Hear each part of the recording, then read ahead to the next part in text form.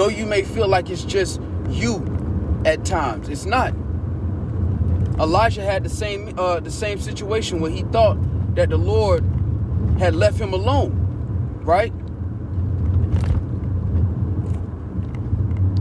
Let me get that.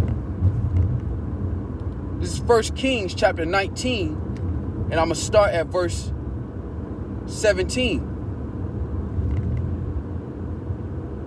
You know what? Let me start up. Because this is beautiful, right? One of the beautiful things about our scriptures is it shows you everything. All right? It shows you the moments where the famous men that we look up to through the spirit and power of Yahweh Shema Shai had moments of doubt, had moments of weakness. I'll say it that way. Now, this is an account of Elijah, where at one point he felt like he was alone. He felt like it was just him. All right? And there are moments where you have that moment in the flesh. But your labor is not in vain and you're not by yourself. And that's the beautiful thing about the brotherhood. Whether you're a brother that holds signs, whether you're a brother that read, whether you're a brother that's a help, all of that is not in vain, man. We're going to see our King one day, Lord willing.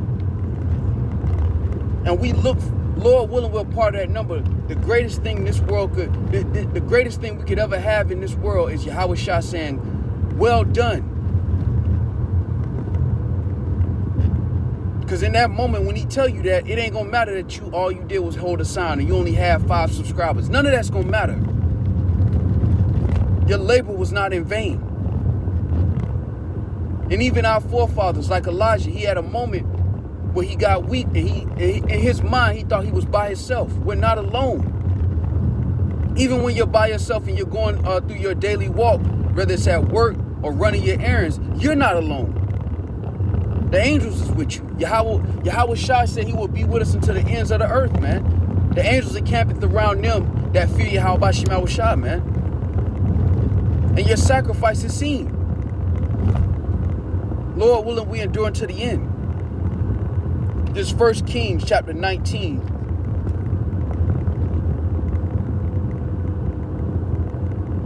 I'll start at 14. And he said, I have been very jealous for the Lord, Yahweh Shema Shai of hosts, because the children of Israel have forsaken thy covenant, thrown down thine altars, and slain thy prophets with the sword. And I, even I only am left. And they seek my life to take it away. And there are going to be moments. All right. And that's why this is for the laborers, because only you understand that. There are going to be moments in this walk where you're lonely, where you have these moments where the Lord starts to put certain things on you to force you to grow. But in that moment, it feels like it's more than you can bear. And it's to make you strong enough to be a laborer, to give that same experience to the next brother and feed the flock. But it's not in vain, even if only 10 people saw it.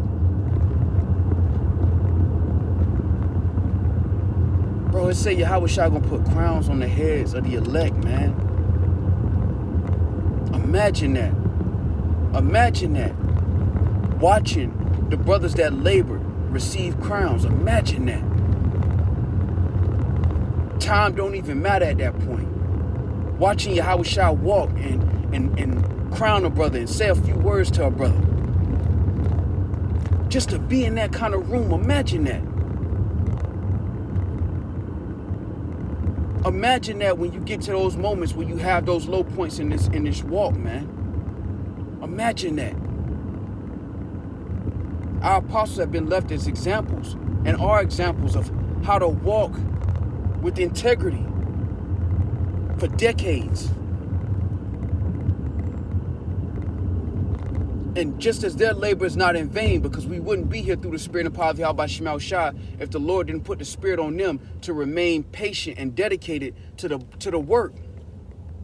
Just like their labor is not in vain, the labor that the Lord has called you to do is not in vain, if ye endure to the end. There will come a time, Lord willing, we be a part of that number. There will come a time where everything is going to be in front of us. The same way we drive and the same way we touch the clock when we got to clock in, and the same way we got to go through our day to day, and it's bitter. There's going to come a time where the tables are going to turn. And Lord willing, we be a part of that number. We want to be there for Yahweh Shah to say, well done. Well done. Lord willing, man. Well done. The Lord see it. The job and having to put up with Esau and the slick things that they say when you're around and having to bear it and suffer it. The Lord see it. Because outside of the body, outside of the camp and fellowshipping, brothers go through things. And then you still got to show up. You still got to do the work. You still got to do your videos. Brothers go through things that they don't even discuss. And we're bearing our indignation through the spirit and power of Yahweh Shema Shah. But guess what? Your labor's not in vain. Lord willing, we be a part of that number. All right, continuing. I'm going to jump down to the point. Verse 17. And it shall come to pass that him that escapeth the sword of Hazael shall Jehu slay, and him that escapeth from the sword of Jehu shall Elisha slay. Yet I have left me 7,000 in Israel, all the knees which have not bowed unto Baal, and every mouth which hath not kissed him. So guess what? It's a good chance through the spirit and power of Yahweh Shema Shah that you are of that number. If you continue, but your labor is not in vain. Your labor is not in vain, man. Your sacrifice is not in vain. Everything that the Lord so-called took from you made you the man that you are today through the spirit and power of Yahweh Shema Shah. And you would not be who you are through the spirit without those trials, without the Lord taking those things from you. That is the reality. And if ye endure to the end, that labor, that sacrifice was not in vain.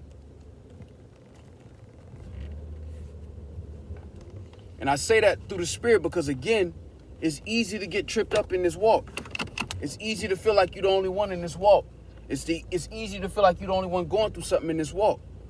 But whatever you're going through, it's not in vain. Even now, right? I say this, even now,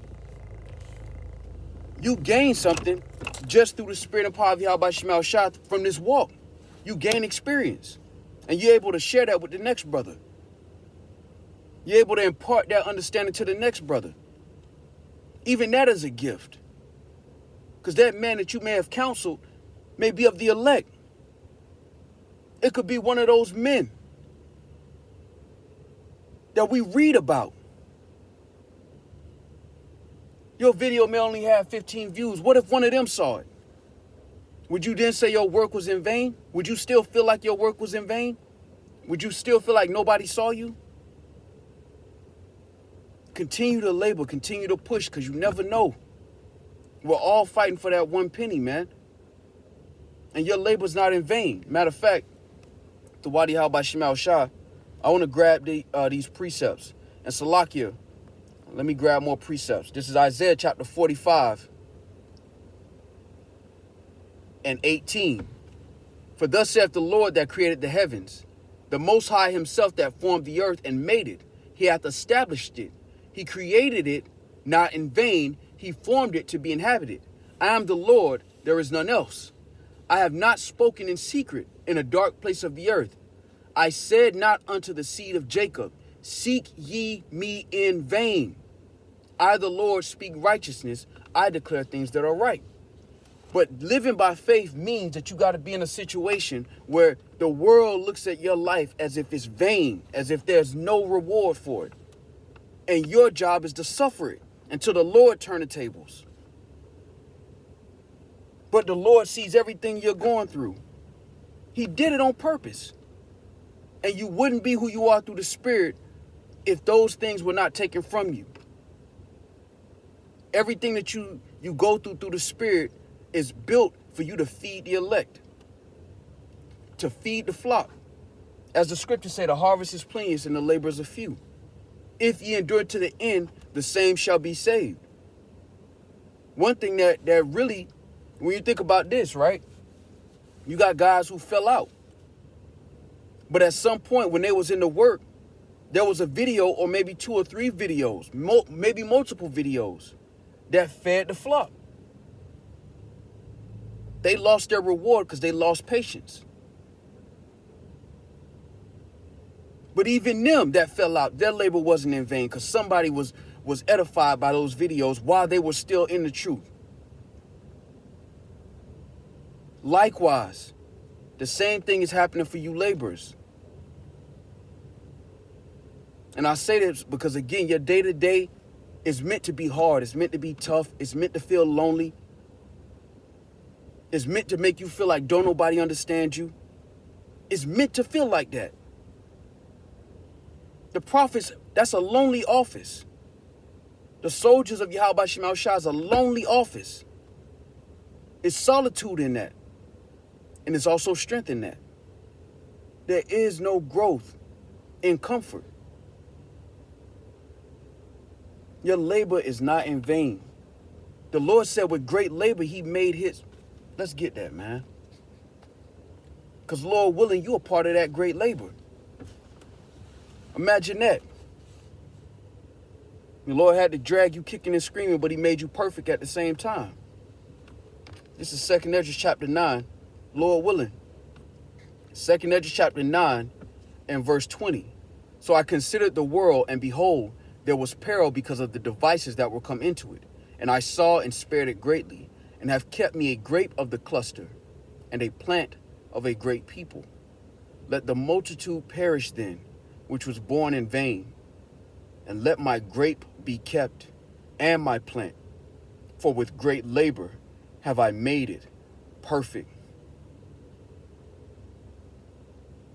If Yahweh Shah said to you, well done, good and faithful servant, you wouldn't look at your labor like it was in vain. You wouldn't feel like it was in vain. You wouldn't look at this life like it was hard or difficult. You would be in the mindset of Paul. You would look at this like a light affliction. Now, again, it's easier said than done. Because it's supposed to be hard. It's supposed to be bitter. We're supposed to look at this on the back end and say, man, this was a light affliction compared to the reward. But in the meantime, as the scriptures say, this kingdom will wear out the saints. But understand it's not in vain. Your labor is not in vain. All right, so Lord willing, you know what? Let's do this.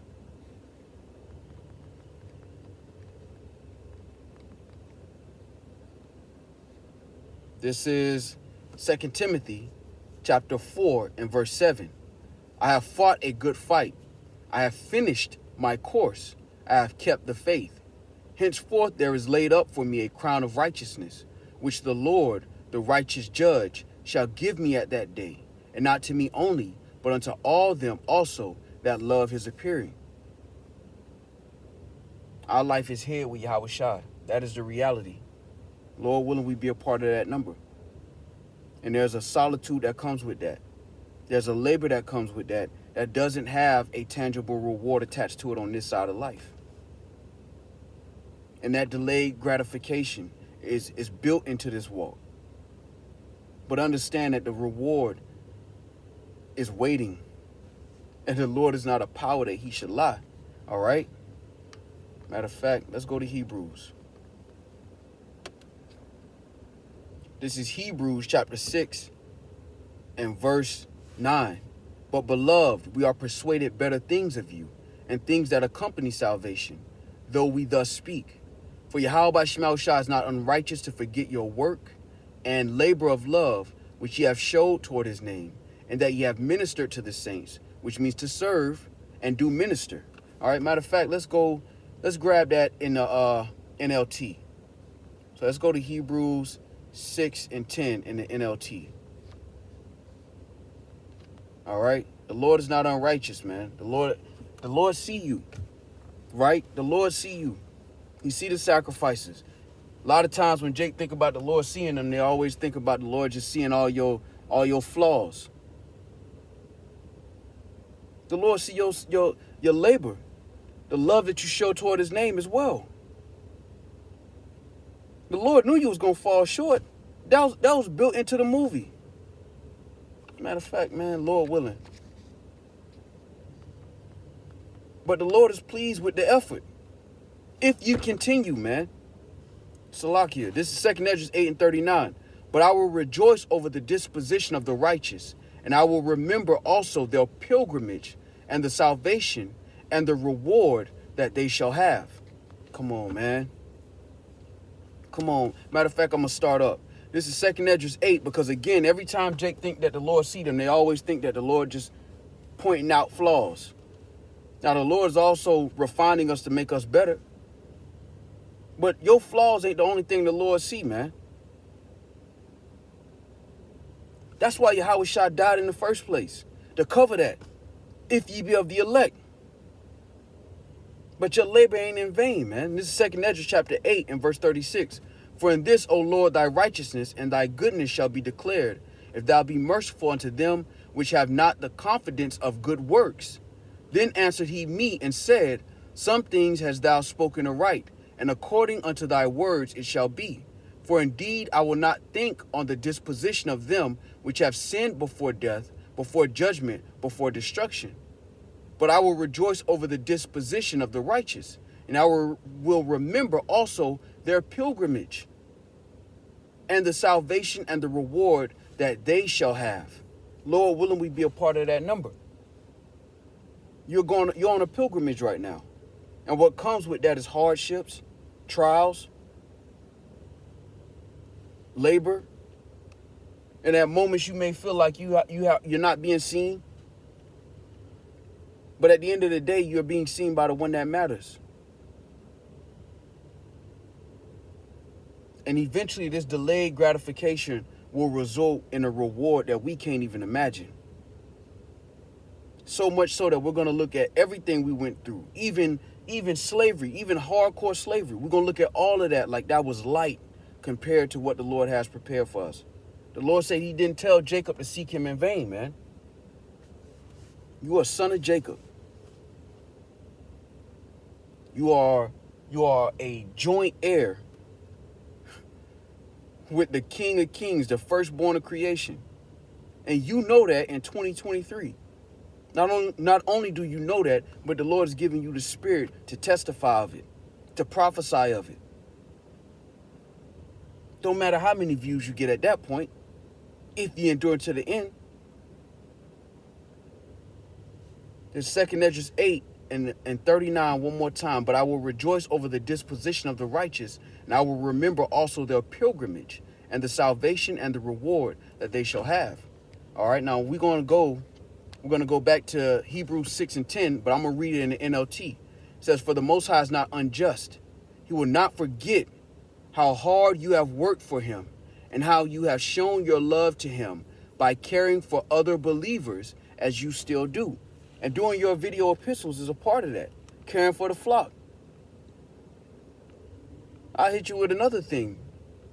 Sometimes the Lord put you through a certain situation just so you'll bring out a particular lesson that'll help the flock. Of course, you're going to be refined through that trial or that tribulation as well.